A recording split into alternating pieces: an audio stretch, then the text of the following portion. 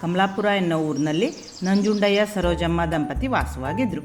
ಅವರಿಗೆ ರಾಜೇಶ್ ಮತ್ತು ದೀಪಾ ಎನ್ನೋ ಮಗ ಸೊಸೆ ಇದ್ದರು. ದೀಪಾಳಿಗೆ ಇನ್ಸ್ಟಾಗ್ರಾಮ್ನಲ್ಲಿ ರೀಲ್ಸ್ ಮಾಡೋ ಹುಚ್ಚಿತ್ತು. ಅವ್ರ ಮನೆಯಲ್ಲೊಂದು ಮಿಂಚು ಎನ್ನೋ ಮಾತನಾಡೋ ಗಿಳಿ. ಅಂದು ನಾಗರ ಪಂಚಮಿ ಬೆಳಗ್ಗೆ ಎಷ್ಟೊತ್ತಾದ್ರೂ ರಾಜೇಶ್ ಎದ್ದು ಬಂದಿರಲಿಲ್ಲ. ಸರೋಜಮ್ಮ ರೂಮಿಗೆ ಬಂದು, ರಾಜೇಶ ಎದ್ದೇಳೋ ಕುಂಕಣ, ಇವತ್ತು ನಾಗರ ಪಂಚಮಿ ಹಬ್ಬ. ಅಯ್ಯೋ ಅಮ್ಮ, 5:30ಗೆ ಯಾರು ಎದ್ಕೋತಾರೆ? ಎದ್ದೇಳೋ ಸೋಮಾರಿ, ಮುಖದ ಮೇಲೆ ತಣ್ಣೀರ್ ಹಾಕ್ಲಾ? ಮಿಂಚು ಬಾಯ್ ಮುಚ್ಚು, ಬೆಳಗ್ಗೆನೆ ನಾನು ತಲೆ ತಿನ್ಬೇಡ. ದಿನ ಮೆಸದಲ್ಲಿ ನಿದ್ದೆ ಹೊರಟೋಗುತ್ತಾ? ಅಮ್ಮ ತಣ್ಣೀರ್ ತರೋಕ್ ಮುಂಚೆನೆ ಎದ್ದೇಳು ಕುಂಕಣ. ಇನ್ನು 5 ನಿಮಿಷ ತಡಿಯಮ್ಮ. ಇನ್ನು 5 ನಿಮಿಷ ಅಂದ್ರೆ ಹುತ್ತದ ಹತ್ರ ನಿನಗಿಂತ ಮುಂಚೆನೆ ನಾಗಪ್ಪ ಬಂದು ಕಾಯ್ತಿರ್ತಾನೆ. ಅಷ್ಟರಲ್ಲಿ ನಂಜುಂಡಯ್ಯ ಅಲ್ಲಿಗೆ ಬಂದ್ರು. ಏನಿದು ಬೆಳಗ್ಗೆನೆ ದೊಡ್ಡ ಗಲಾಟೆ? ನೋಡಿ ನಿಮ್ಮ ಮಗನ ಆಟನ. ಹಬ್ಬದ ದಿನಾನು ಇನ್ನೂ ಮಲಗಿದ್ದ. ಸೊಸೆ ರೀಲ್ ಮಾಡಿದ್ರೆ ಮಗ ಮಾತ್ರ ಕಂಬಳಿ ಹೋದು ಗೊರಕೆ ಹೊಡಿತಿದ್ದ. ದೀಪಾ ಹಾಲ್ನಲ್ಲಿ ರೀಲ್ಸ್ ಮಾಡ್ತಿದ್ಲು. Hi mister friends, good morning, happy Nagara Panchami. ಎಲ್ಲರೂ ಲೈಕ್ ಮಾಡಿ, ಶೇರ್ ಮಾಡಿ. ದೀಪಾ, ಪೂಜೆಗೆ ಹಾಲು ಹೋಗುವ ಅರಶಿನ ರೆಡಿ ಮಾಡಿದ್ಯಾ? ಅತ್ತೆಮ್ಮ 1000 ಲೈಕ್ ಬಂದ್ಮೇಲೆನೆ ಪೂಜೆ ಸ್ಟಾರ್ಟ್. ಆಹಾ, ಬಂದ್ಲು ನೋಡಿ ಇನ್ಸ್ಟಾ ರಾಣಿ. ಫೋನಿಗೆ ಡಿಶ್ ವಾಶ್ ಹಚ್ಚಿ ಮೊದಲು ತೊಳಿಬೇಕು. ಮಿಂಚು, ನಿನ್ನ ಹುತ್ತದೊಳಗೆ ತೊಳಿಬಿಡ್ತೀನಿ, ಹುಷಾರು. ತಳಿ ನಾಗಪ್ಪನ ಜೊತೆನೂ ಒಂದು ಸೆಲ್ಫಿ ತಗೊಂಡು ರೀಲ್ ಮಾಡಿಬಿಡ್ತೀನಿ ನಾನು. ಅಷ್ಟರಲ್ಲಿ ನಂಜುಂಡಯ್ಯ ಅಲ್ಲಿಗೆ ಬಂದ್ರು. ದೀಪಾ, ಫೋನ್ ಪಕ್ಕಕ್ಕಿಟ್ಟು ಅತ್ತೆಮ್ಮ ಸಹಾಯ ಮಾಡಬಾರ್ದಾ? ಮಾವಯ್ಯ, ಇದು ಟ್ರೆಂಡಿಂಗ್ ರೀಲು, ಈಗಲೇ ಮಾಡಬೇಕು, ಇಲ್ಲಾಂದ್ರೆ ವ್ಯೂಸೇ ಆಗಲ್ಲ. ವ್ಯೂಸ್ ಆಗಲ್ಲಂತೆ, ವ್ಯೂಸ್. ಬೆಳಿಗ್ಗೆ ತಿಂಡಿ ಸಿಕ್ಕಿದ್ರೆ ಹೊಟ್ಟೆ ಚಿರುತ್ತೆ ನೋಡು. ರಾಜೇಶ್ ಅಲ್ಲಿಗೆ ಬಂದ. ಅಮ್ಮ, ಕಾಫಿ ಸಿಗತ್ತಾ? ಕಾಫಿ ಅಲ್ಲ, ಬಿಸಿ ಬಿಸಿ ಬೇವಿನ ಕಷಾಯ ಸಿಗುತ್ತೆ, ಹೋಗಿ ಕುಡೀರಿ. ಸರೋಜಮ್ಮ ಅಡಿಗೆ ಮನೆಯಲ್ಲಿ ತಂಬಿಟ್ಟು ಮಾಡ್ತಾ ಇದ್ರು. ಆಗ ಮಿಂಚು ಅಲ್ಲಿಗೆ ಬಂತು. ಆಹಾ, ಘಮ ಘಮ. ಮಿಂಚು ಮೊದಲು ಟೇಸ್ಟ್ ಚೆಕ್. ಈ ನೈವೇದ್ಯಕ್ಕೆ ಇಟ್ಟಿದ್ದು ಇದು, ಮುಟ್ಬೇಡ. ಪ್ರಸಾದ ರುಚಿಯಾಗಿದೆಯಾ ಅಂತ ಮೊದಲು ಚೆಕ್ ಮಾಡೋದು ಗಿಳಿ ಕರ್ತವ್ಯ ಅಲ್ವಾ? ನಿನ್ ಕರ್ತವ್ಯ ಆಮೇಲೆ ಮಾಡು. ಮೊದಲ ಸೋಮಾರಿ ರಾಜೇಶ ಸ್ನಾನ ಮಾಡಿ ಪೂಜೆಗೆ ಬರಕ್ಕೆ ಹೇಳು. ಅಮ್ಮ ಕರೀತಿದ್ದಾರೆ, ಸ್ನಾನ ಮಾಡಿ ಪೂಜೆಗೆ ಬಾ, ಇಲ್ಲ ಅಂದ್ರೆ ಸೌಟಿನೇಟು ಖಾತ್ರಿ. ಬಂದೆ, ತಂಬಿಟ್ಟೆಲ್ಲಿದೆ? ಮೊದಲು ಪೂಜೆ, ಆಮೇಲೆ ತಂಬಿಟ್ಟು. ಮನೆ ಹೊರಗೆ ಸರೋಜಮ್ಮ ಮತ್ತೆ ನಂಜುಂಡಯ್ಯ ಹಬ್ಬದ ಬಗ್ಗೆ ಮಾತಾಡ್ತಾ ಇದ್ರು. ಪಕ್ಕದ ಮನೆ ಗುಂಡಪ್ಪ ಹಾಲಿನ ಕ್ಯಾನ್ ಹಿಡ್ಕೊಂಡು ನಂಜುಂಡಯ್ಯರವರಿರುವಲ್ಲಿಗೆ ಬಂದ. ನಂಜುಂಡಯ್ಯನವ್ರೆ, ನಾಗರ ಪಂಚಮಿ ಹಬ್ಬ ಶುಭಾಶಯಗಳು. ಪೂಜೆಗೆ ರೆಡಿನಾ? ಥ್ಯಾಂಕ್ಸ್ ಗುಂಡಪ್ಪ. ಅಷ್ಟೊಂದು ದೊಡ್ಡ ಕ್ಯಾನ್ ಯಾಕೆ ಹಿಡ್ದಿದ್ದಿ? 10 ಲೀಟರ್ ಹಾಲು ತಗೊಂಡಿದ್ದೆ. ಉದ್ದಕ್ಕೆ ಸುರಿದ್ರೆ ಕೋಟಿ ಪುಣ್ಯ ಬರುತ್ತೆ. ಗುಂಡಪ್ಪ, ಹುತ್ತದೊಳಗಿರೋದು ಹಾವು, ಹಾಲಿನ ನಂದಿನಿ ಡೈರಿ ಅಲ್ಲ. ಈ ಗಿಳಿಯೇ, ನಿನಗೇನ್ ಗೊತ್ತು ಧರ್ಮದ ವಿಚಾರ? ಹಾಲು ಸುರಿದ್ರೆ ನಾಗಪ್ಪ ನಿನ್ನನ್ನೇ ಕಡಿತಾನೆ ನೋಡು. ಹಾಲಿಗೆ ಹಾಲು ಜೀರ್ಣ ಆಗಲ್ಲ. ಹಾಗೆಲ್ಲ ಹೇಳ್ಬೇಡ ನೀನು. ಹಾಲು ಇದು ನಮ್ಮ ಸಂಪ್ರದಾಯ. ಸಂಪ್ರದಾಯ ಅಂದ್ರೆ ಹಾಲು ಪೋಲ್ ಮಾಡೋದಲ್ಲ. ಅಯ್ಯೋ, ನಿಜಾನ ಸರೋಜಮ್ಮ? ಮಿಂಚು ಹೇಳಿದ್ ಒಂದ್ ರೀತಿನಲ್ಲಿ ಸರಿ ಗುಂಡಪ್ಪ. ಶ್ರದ್ಧೆ ಮುಖ್ಯ, ಹಾಲನ್ನೆಲ್ಲ ಪೋಲ್ ಮಾಡಬಾರ್ದು. ಯಾರೂ ಇಲ್ಲದೆ ಇರೋ ಸಮಯ ನೋಡಿ ರಾಜೇಶ್ ಅಡಿಗೆ ಮನೆಗೆ ಬಂದು ತಂಬಿಟ್ಟಿನ ಸುವಾಸನೆನ ಆಸ್ವಾದಿಸ್ದ. ಅಮ್ಮ ನೋಡ್ತಿಲ್ಲ, ಒಂದೇ ಒಂದ್ ತಂಬಿಟ್ಟು ತಗೋತೀನಿ. ಕಳ್ಳ ರಾಜೇಶ್ ತಂಬಿಟ್ಟು ಕದೀತಿದ್ದ. ಛೇ, ಮಿಂಚು ಬಾಯ್ ಮುಚ್ಚು. ಅಷ್ಟರಲ್ಲಿ ನಂಜುಂಡಯ್ಯ, ಸರೋಜಮ್ಮ ಮತ್ತು ದೀಪಾ ಅಲ್ಲಿಗೆ ಬಂದ್ರು. ರಾಜೇಶ, ಪೂಜೆ ಆಗೋವರೆಗೂ ಮುಟ್ಬೇಡ ಅಂತ ಹೇಳಿದ್ದಲ್ವಾ? ಅಯ್ಯೋ ಅಮ್ಮ, ಹೊಸ್ವಾಗ್ತಿದೆ. ಹಸಿವಾದ್ರೆ ಹುಲ್ಮೇಯು. ರಾಜೇಶ್, ಪೂಜೆ ಮುಗಿಲಿ, ತಡಿ ಮಗನೇ, ಆತ್ರ ಬೇಡ. ನಿಮ್ ತಂಬಿಟ್ಟು ಕದಿಯೋ ವಿಡಿಯೋನ ನಾನು ಇನ್ಸ್ಟಾಗ್ ಹಾಕ್ತೀನಿ ಈಗ. ಎಲ್ಲರೂ ಪೂಜೆ ಸಾಮಗ್ರಿಗಳನ್ನು ತಗೊಂಡು ಹುತ್ತದ ಕಡೆ ಹೊರಟ್ರು. ದೀಪಾ, ಮುಂಚೆ ರೆಡಿ ಇದೆ ನೋಡು. Hi guys, look at this traditional green nature. We are going to ಹುತ್ತ.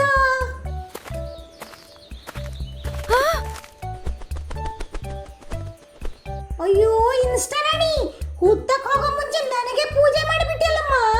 ಛೇ, ನನ್ನ ಸೀರೆ ಎಲ್ಲ ಹಾಳಾಯ್ತು, ರೀಟೇಕ್ ಮಾಡ್ಬೇಕೀಗ.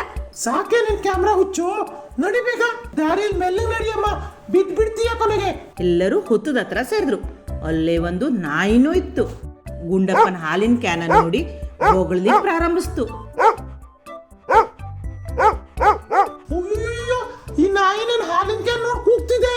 ಗುಂಡಪ್ಪ ಮಾವ, ಹಾಲ್ ಬಿಟ್ಟು ಓಡೋಗ್ಬೇಡಿ. ಏ ಬೇರೆ, ಸೈಲೆಂಟ್. ಇದು ನಾಗಪ್ಪ ನಾನು.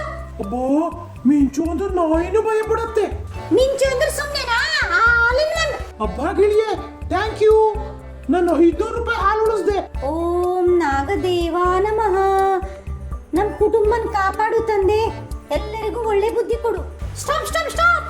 ಬೆಳಿಗ್ಗೆ ನಾಗಪ್ಪ ಕೋಪ ಮಾಡ್ಕೊಂಡ್ರೆ ಹೌದ್ ದೀಪ, ಗಿಳಿ ಹೇಳಿ ಸರಿ. ಫೋನ್ ಪಕ್ಕಕ್ಕಿಡು.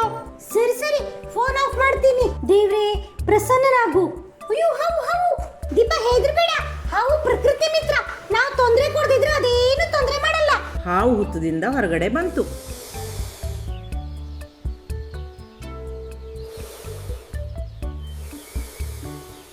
ತಡಿ ಗುಂಡಪ್ಪ, ಹಾವಿಗೆ ಹಾಲು ಕುಡಿಯಕ್ಕಾಗಲ್ಲ.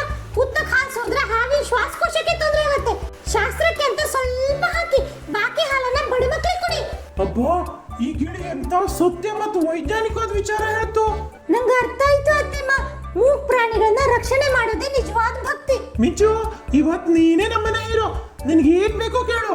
ದೀಪಾ ಮೇಡಮ್, ಮೈ ಸ್ಮಾರ್ಟ್ ಮಿಂಚು ಅಂತ ಪೋಸ್ಟ್ ಹಾಕ್ಬೇಕು. ಮತ್ ನಂಗೆ ಎರಡು ದೊಡ್ಡ ಪೇರ್ಲಾಡ್ ಬೇಕೇ ಬೇಕು. ಖಂಡಿತ ಮಿಂಚು, ಇವತ್ತಿನ ಸ್ಟಾರ್ ಪ್ಲೇಯರ್ ನೀನೇ. ಬನ್ನಿ ಎಲ್ಲರೂ ಪ್ರಸಾದ ತಿನ್ನೋಣ. ವೀಕ್ಷಕರೇ, ಪ್ರಕೃತಿನ ಪ್ರೀತಿಸಿ, ಪ್ರಾಣಿಗಳನ್ನ ರಕ್ಷಿಸಿ, ಹಬ್ಬವನ್ನ ಅರ್ಥಪೂರ್ಣವಾಗಿ ಆಚರಿಸಿ. ಎಲ್ಲರೂ ಸಂತೋಷದಿಂದ ಹಾವಿನ ಹುತ್ತ ಪೂಜೆ ಮಾಡಿ ಹಬ್ಬನ ಮುಗಿಸಿದ್ರು.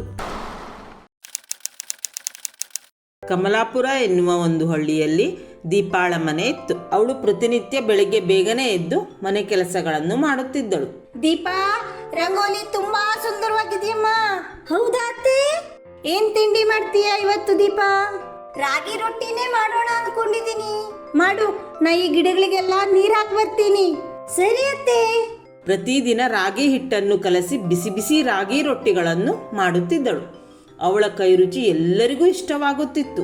ಜಾಸ್ತಿ ಉಳಿದ ರೊಟ್ಟಿಗಳನ್ನು ಸರೋಜಾ ಹಳ್ಳಿಯಲ್ಲಿ ಮಾರುತ್ತಿದ್ದಳು. ದೀಪಾ, ಈ ರೊಟ್ಟಿಯಲ್ಲೇ ಎಷ್ಟು ಚೆನ್ನಾಗಿ ಬಂದಿದೆ. ನಾನು ಮಾಡೋ ಹಾಗೆ ಮಾಡಿದ್ದೀಯ ನೀನು. ಅತ್ತೆ, ನಿಮ್ಮಷ್ಟು ರುಚಿಯಾಗಿ ಯಾರಿಗೂ ಮಾಡ್ಲಿಕ್ಕೆ ಸಾಧ್ಯ ಇಲ್ಲ. ನೀವು ಮಾಡೋವಾಗ ಬರೋ ಪರಿಮಳನೇ ಬೇರೆ. ದೀಪ, ಇವತ್ತು ರೊಟ್ಟಿ ವಾಸನೆ ರೂಮ್ಗೆ ಬರ್ತೀರಿ. ನನ್ಗಾಗಿ ಸ್ವಲ್ಪ ಜಾಸ್ತಿ ಮಾಡು. ಇವತ್ತು ಆಫೀಸ್ನಲ್ಲಿ ಕೆಲಸ ಜಾಸ್ತಿ ಇದೆ, ಬರೋದು ಲೇಟ್ ಆಗತ್ತೆ. ಖಂಡಿತ, ನಿಮ್ ಇಷ್ಟದ ರೊಟ್ಟಿ ಮಾಡಿದೀನಿ. ಇಬ್ರು ಮಕ್ಕಳು ಇನ್ನೂ ಎದ್ದಿಲ್ವೇ? ಅಮ್ಮ, ನಂಗೆ ರೊಟ್ಟಿ ಬೇಕು. ನಂಗೆ ಬೆಣ್ಣೆ ಹಾಕೊಡಿ.